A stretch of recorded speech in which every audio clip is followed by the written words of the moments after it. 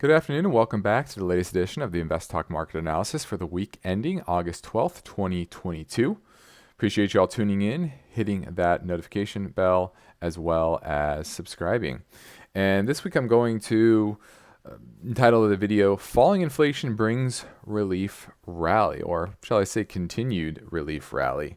And I'm going to start off with the economic data because there was a lot of inflation data, not just the CPI number, which you saw here, and you saw it decelerate from 9.1 to 8.5, which was a little bit lower than expected. The expectation was a deceleration to 8.7, so a little bit lower than expected. But then you had a follow-on. Today, on Friday, you had producer price index. That actually dropped from 11.35 all the way to 9.76, and that's that'll feed into prices, and then core producer price index also fell for the fourth month in a row. Peak in March of 9.7 down to 7.56. Then you have import prices, which is kind of expected with the strong dollar, going down for the fourth month in a row from 13 all the way down to 8.84.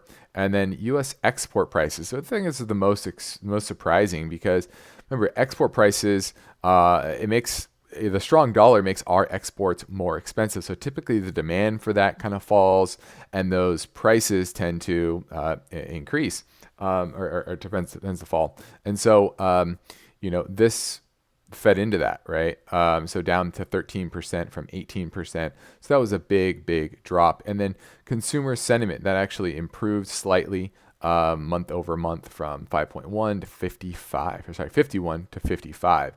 So 2 months in a row where the consumer is feeling a little more rosy, still very low, but an improvement. And I'm sure a lot of that has to do with the inflation kind of peaking here. The jobs picture, although it ticked up once again for the second week in a row, it's still actually that is a high for the year.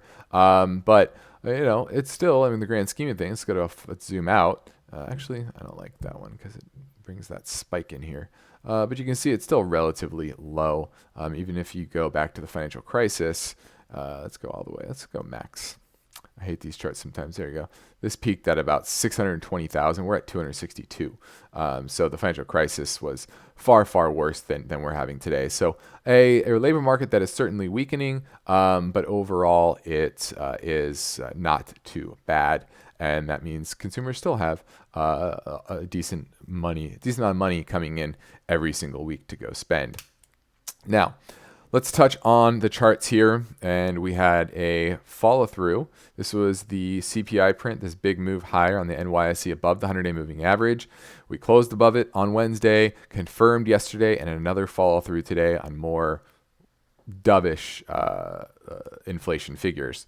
And this tells me this wants to go to the 200-day moving average. I mean, you see this thrust here. This wants to get up to the 200 as well as the 618 retrace. I think that's where we're headed in the near term. Now, do we get above that ultimately? I think is a big question. Is the market getting ahead of itself on how aggressively the Fed will pivot? I think to some degree you're getting there. But the problem is that sentiment was so poor back in June that you get a turn, you get a lot of short covering rally, and you get a lot of CTA funds, commodity or trend following funds. You get volatility targeting funds that are now adding back exposure to equities, and that's all you get. That mix of flows, and that's what's really driving this to the upside. And you can see that with the S&P as well. It wants to attack this downtrend line. Look at this. I mean, you're pretty much there. It typically doesn't get all the way up here without actually piercing this and probably getting to the 618 nut level. Now that is major resistance. Why is that? Let's review that real quick. So we had this pullback. We had this pullback in the month of January and February, and we had a pretty solid rebound through March. That was a very strong rebound. Look at that. And then we pulled back, a natural pullback, and you would think if the market was healthy, we'd probably go and attack new highs. but it didn't. We failed pretty quickly. And that's really when you started the big kind of waterfall sell-off in the month of April, May, and then into mid-June. And so you get back to those levels, that is big resistance, big resistance. And so, I think there could be another 2 to 3% upside in the S&P up to this 43, let's call it 70 mark. But that's where it starts to get a lot more difficult. Now, could you get up there, chop sideways for some weeks or months and then move higher? Absolutely. But that is a major resistance level that I expect to see some major selling in the near term. But that also means probably some upside in the near term to get up to that level. And you've seen the VIX here. The positive is that the VIX has made a lower low, but it has not gotten below this low. So that's what I'm kind of watching. Is it going to make another low from the lows in April? Or is this going to simply make another higher low and be more in a neutral pattern as opposed to a bearish pattern? Remember, this going down is actually positive for equities overall. Once again, volatility funds start to add back exposure when volatility kind of drops, and that's what you've seen as of late. Now, the 10-year is really a big driver of what's happening in the economy right now with mortgage rates and the cost of capital. Interest rate sensitive parts of the economy are certainly slowing pretty dramatically. And that's what you're seeing right here. And I think we're more in a consolidation pattern. We hit major resistance up here around the 3.4 level, but we're also hitting pretty good support here on this 382 retrace of this recent move. And so typically when you're in an uptrend, they'll pull back to the 382. That's a very common one and fine. That's the first major support. 2.5 is a pretty decent support, but really the first major one is 382. And we bounced off that. So I could see kind of chopping back and forth. And, the Fed continues to kind of price in. Actually, let's go to that. I want to go to that real quick. And look at, I haven't looked at this since earlier in the week or since the Fed day, or not Fed day, CPI day.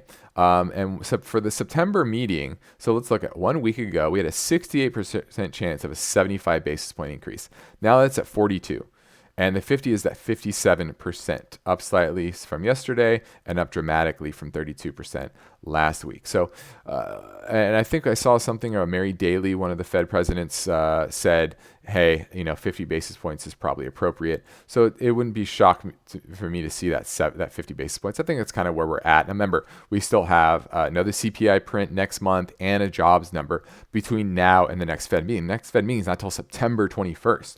So a lot can change over that time. If we get a reacceleration in inflation, that would be a very interesting data point to watch. Now, another thing I'm watching is what's oil doing. So far this month, oil's been down a little bit. Here's USO overall, UNG. Remember, energy costs really drove the price decline of the CPI. This is actually up on the week. So, and it's UGA. That's a good gasoline fund. So that is down a bit on the month. So that's something to watch too. Is where does this go for the balance of the month? We're not even halfway through, and that will obviously feed into what's going to happen with the CPI print next month. Let's go to growth versus value. You continue to see this rally in growth is very oversold, but you started to see this week. It was a down week for growth versus value. Value outperformed nicely this week. And look at ARK. ARK continues to have a bounce, but look at ARK compared to like the Qs, right? It's a good proxy. Is ARK outperforming the Qs? This is more of a bearish consolidation ready for eventual rollover. So I think the higher cost of capital is still going to be very bad for a lot of these quote unquote disruptive stocks. And then I want to get to gold. Gold, after kind of a big washout event here, it's almost recovered all of this. Now, it's certainly at resistance here from this breakdown level. Remember, when something breaks down and it returns that level, that's going to be resistance. But the fact that this has this is returned so quickly and is kind of consolidated below that.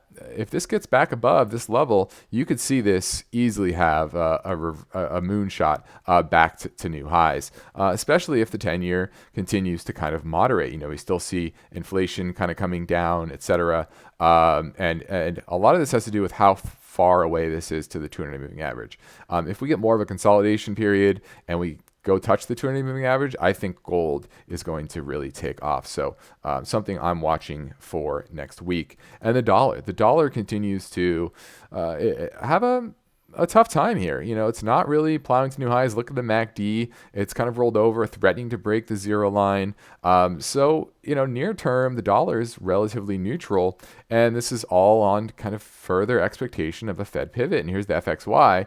And this continues to kind of grind higher in the near term. And look at this MACD. Divergence here and ready, I think, for a counter trend rally, especially if the Fed does hit the pause button in the back half of the year. And we have Jackson Hole later this month, and then the Fed meeting. And I think those are going to be big factors to say, okay, we're going to have a lot of data from that, after the Fed meeting. And I think they're going to hint on what the balance of the year is going to hold. Is it another 25 basis points or 50 basis points? Remember, they have 2 meetings after this. So here we go. Here's November. That is mainly an expectation of another 50 basis points. So 50 basis points September, 50 basis points in November. And then by December, the main expectation is us to have another 25 basis points on top of that. But that certainly is likely to move over the next month. So something I'm watching, and obviously that's going to feed into the liquidity dynamics. And I think the Fed accelerates their QT in September, and that's certainly going to be another test for markets and liquidity. Now, small caps continue to rise here. So you're seeing the outperformance of IWM to the SPY. So I'm watching for reversal here, but I see no signs of that right now. And then same with the bond market, the corporate bond market. Here's JNK. Let's go JNK to the IEF. This is just powering back to new highs. So we can look that up as well. So let's go option adjusted spread. So let's go to the high yields master. Here we go. So what you can see here is, let's go to like a 1-year chart. You can see here is yield spreads were widening out and now they're coming back in. And so, it's elevated from where we were at the beginning of the year, but as long as this continues on a downtrend, that is telling you that the market isn't worried about these rate hikes and financial stress in the future on corporations. So, overall near-term bullish setup into probably the next week or two, probably call it month end, and into that major resistance point. And then it's kind of wait and see. I think it's going to have a lot of difficulty breaking this downtrend line and this 200-day moving average, and with the liquidity situation continuing to kind of get gradually tighter. Now it's slowed down, but it's certainly not like we were at the beginning of the year. And so getting back to where we were at the beginning of the year overall is probably unlikely without a major Fed pivot announcement. And that doesn't just mean pausing.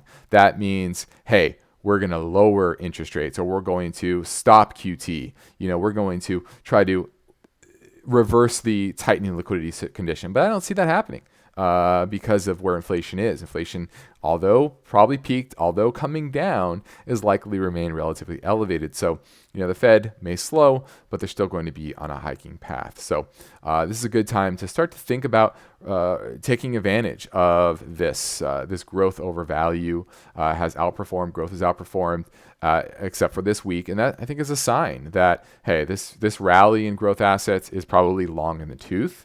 And it's an opportunity for you to, if you were caught in a lot of these names that are down big and you've caught this little relief rally, that you probably want to be taking some chips off the table and once again rotating into hard assets.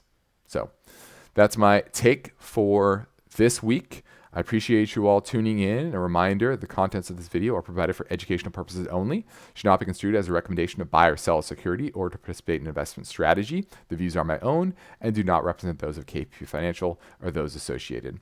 You have a wonderful weekend.